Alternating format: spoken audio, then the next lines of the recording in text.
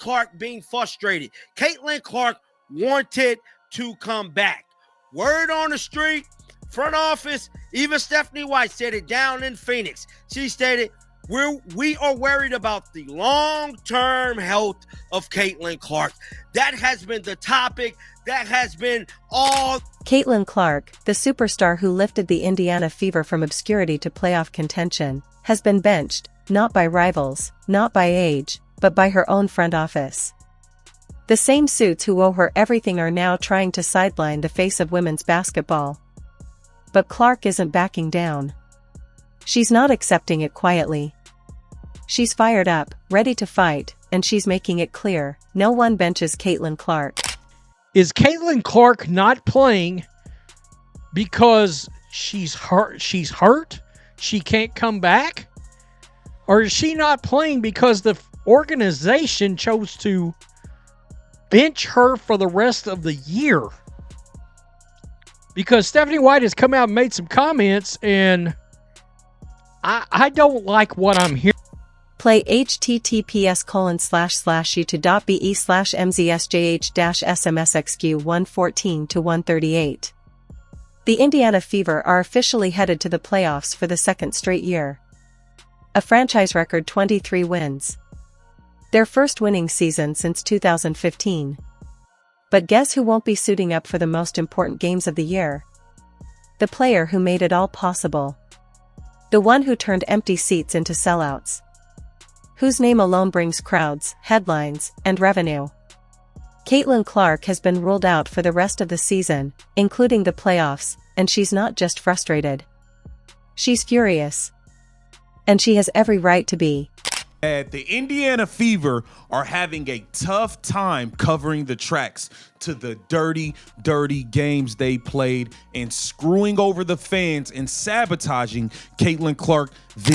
Everybody is on to the dirty games that the WNBA and the Indiana Fever have played this season, manipulating the people and using Caitlin Clark for money and using her fans. Stephanie White has been exposed. Lexi Hall confirms that Caitlin Clark was ready to play and that the team made the decision to keep her out while she was.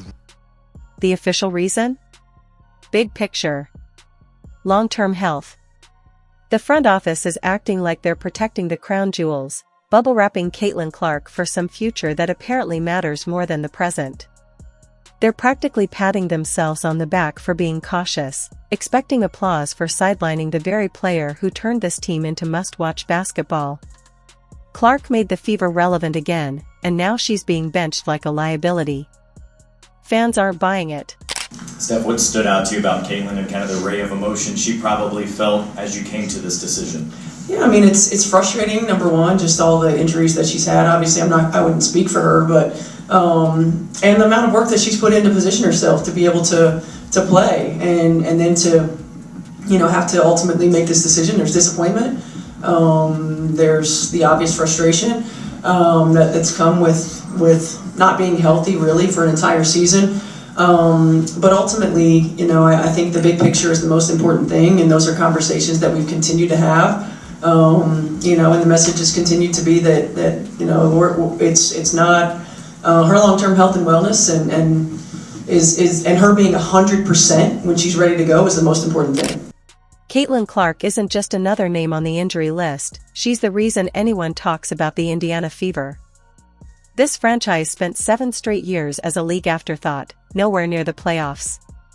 Then Clark arrives, and suddenly they're postseason contenders, packing arenas, and headlining SportsCenter.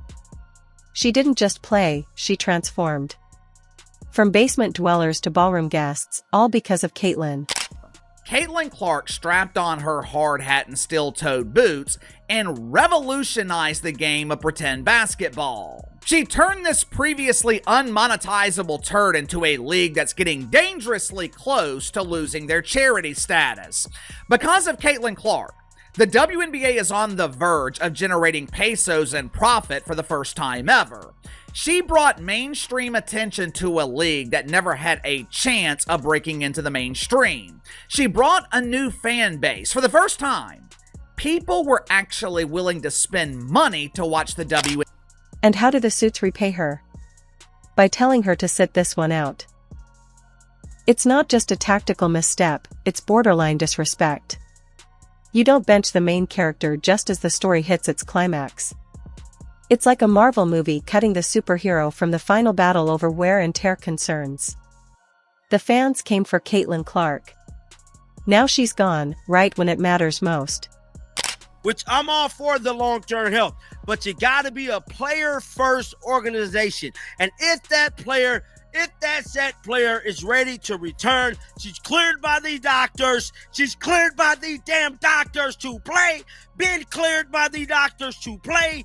Let her fucking play. I am sorry. Y'all sitting up here, donkey and a damn carried everybody, wanting to get all the money you can off one day. It's one day at a time, one day at a time. All this BS y'all doing is ridiculous. And Indiana, you're looking spooky. You're looking spooky. I am sorry. If you are enjoying, please subscribe. July 15th, 2025. Connecticut Sunday final minute of the game. Caitlin Clark makes a routine pass, then suddenly reaches for her right groin. The cameras catch it all, her head buried in her hands, a towel over her shoulders, the frustration and heartbreak written all over her face. That moment changed everything.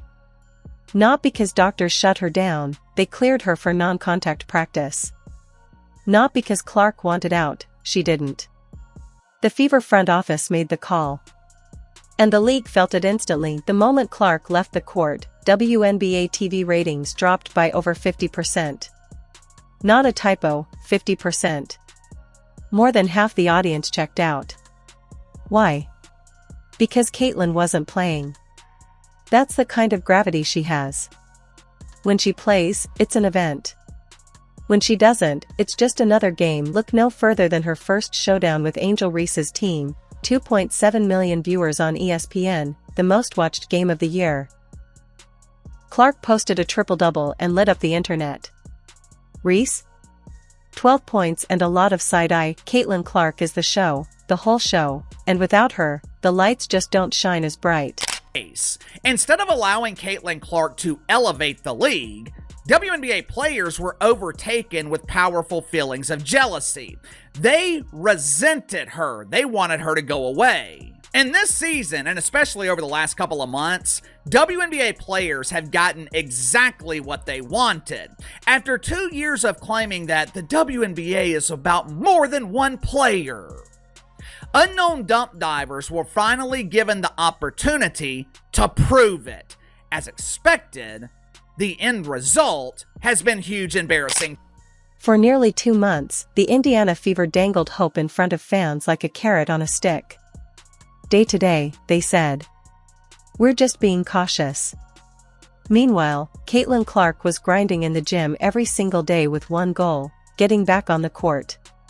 She was doing non-contact drills, participating in shoot-arounds, clearly on the verge of returning. She was ready to lead her team into the postseason. But then came the twist.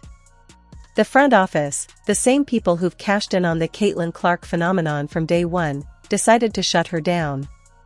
Not because she couldn't play. Not because doctors said no. But because they wanted to protect her long-term health. Let's call it what it is, protecting their investment. Even if it meant sidelining the player who gave them their first real shot at a championship in years.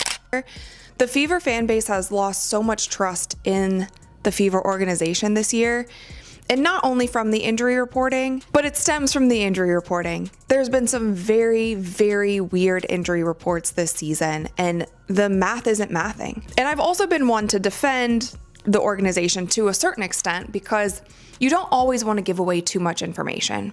And I've placed a lot of the blame on the reporters. I'm like, how are the reporters not able to get to the bottom of this and at least give us something? Caitlin Clark released a statement that should send a chill down every executive's spine. "I had hoped to share a better update, but I will not be returning to play this season. I spend hours in the gym every day with the singular goal of getting back out there. Disappointed isn't a big enough word to describe how I am feeling. Let that sink in. Disappointed isn't a big enough word. This is Caitlin Clark, the woman who's faced pressure that would crush most, who carried an entire league on her back, who turned the Indiana Fever from a forgotten franchise into playoff contenders, shattering attendance records and dominating national headlines. She didn't just lift a team, she reignited a sport. And yet, her own organization has left her feeling something beyond disappointment. That's not just frustration. That's betrayal. After everything she's done, elevating the brand, driving revenue, putting the Fever back on the map, they benched her during the most important stretch of games in a decade. Not because she couldn't play, not because the doctors said no, but because the front office thought they knew better. This isn't just a misstep. It's a slap in the face to the very person who saved them. This is a sabotage job, you guys. Flat out, point blank. You guys have not been open and up front. You guys have talked about long-term health and wellness. You guys have not been up front with the injuries, with the injury report, with the timetable. You guys left this girl listed as day-to-day and questionable for months at a time. That is not being upfront with the people. It's not. You guys hid an injury, an ankle injury, for weeks. You guys hid an ankle injury for weeks. The front office's excuse? We're putting no timetable on it. The most important thing for us is Caitlin's long-term health. How noble. How considerate. How utterly insulting to a competitor like Clark. This is a woman who's played through adversity her entire career, never missed a game at Iowa, never missed a game in her rookie WNBA season. But now, suddenly, the front office knows better than she does about her own body? Here's the truth they don't want you to hear. Clark was participating in team activities. She was running 5-on-0 drills with the squad. She was right on the edge of returning. Even medical experts began to question the team's day-to-day line, calling it misleading and suggesting her injury was minor, not season-ending. But instead of letting their star finish what she started, the Fever pulled the plug, shutting down the player who made them matter again. When she hurt her ankle in August, that was really the dagger that ended the season. But also, they had no idea when that groin injury would have healed. See, this is the part that's frustrating with these guys, is that why can't they just say mid-grade 2 or 3? Just tell the truth. Was it a 1? Was it a 2? Was it a 3? Was it a 1 but she re-aggravated in practice or something? Did they over-push her? And how does Caitlin Clark respond to this betrayal? With pure, unfiltered honesty.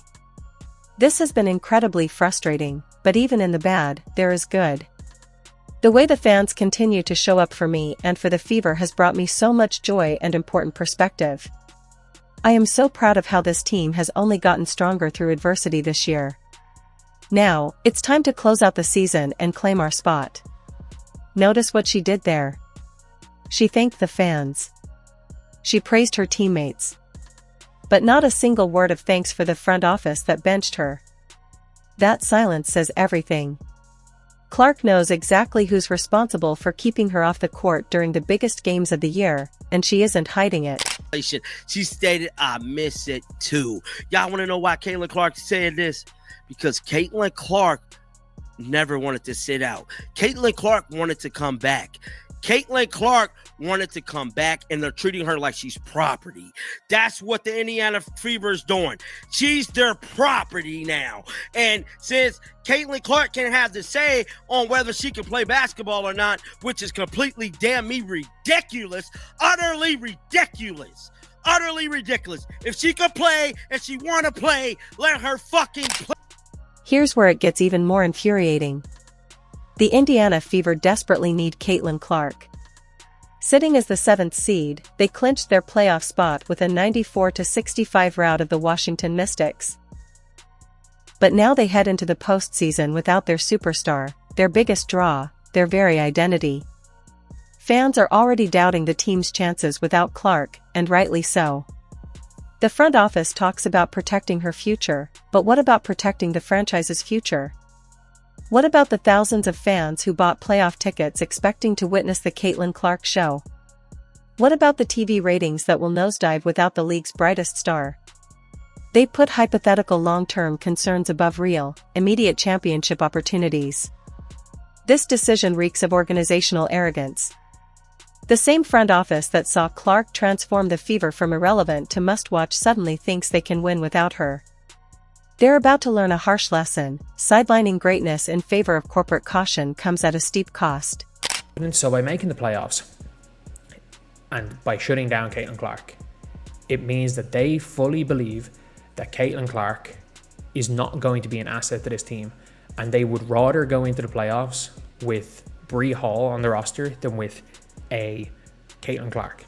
And I don't know if it's a situation of, like, they would rather do that than go in with Caitlin Clark, and they would rather go in not have the headache of Caitlin Clark. It straight up seems that this front office, whether it be the coach down, they do not want the headache of constant Caitlin Clark. Clark's statement continues, "I want to thank everyone who had my back through all the uncertainty. Everyone who had her back. Not everyone in the organization. Not the decision makers. Everyone who had her back." That's a clear, not so subtle jab at those who didn't support her when it mattered most. This isn't just about one player missing the playoffs, it's about respect. It's about recognizing what Clark has meant to this franchise and the entire league. She's been the WNBA's golden goose, the player who brought unprecedented attention, passion, and revenue to women's basketball. And her reward? Getting benched by front office suits who've never stepped on the court. The most maddening part? Clark was ready, putting in the work, grinding through rehab, doing everything asked of her. Yet, the front office decided they knew better than a competitor who's never backed down in her life. They chose fear over championship aspirations, sidelining their best shot at glory and alienating the very player who made it possible. I missed this so bad. Caitlin Clark's message on her Instagram story. I missed this. It's just a tough thing to process, I'm sure, for her as well. And then the way it went down, it wasn't like a sudden thing, which in the long run is better, right? I mean, it's better that it wasn't an ACL or an Achilles or one of these injuries that's going to sideline her for a prolonged period of time. But the hope of her return, and then the ankle injury messing everything up in the process of that and making it so she couldn't return, it has to be burning. And now? Now the front office has to explain to fans why the most electrifying player in women's basketball is watching the playoffs from the sidelines. They have to justify why ticket sales will drop, why TV ratings will plunge, and why the Fever's championship window just slammed shut. All because they couldn't trust their franchise player to understand her own body and make her own decisions. Clark's final words in her statement are telling. "Now, it's time to close out the season and claim our spot." They took the player who saved their franchise and told her she couldn't be trusted to finish what she started. They chose corporate caution over competitive fire, spreadsheets over championships, and the fans will pay the price. The WNBA had a star come in that has not had this much impact on a sport since Tiger Woods. That is how big Caitlin Clark is. That is the global impact, and it's not just an American impact. That's the global impact that Caitlin Clark has had on this league. The amount of eyeballs, attendance, all of the things. We've been over all of it. It's the Caitlin Clark effect, Clarkonomics, whatever you want to call it. At this point in time, if you're still denying that, I don't know what to say. You're not living in reality.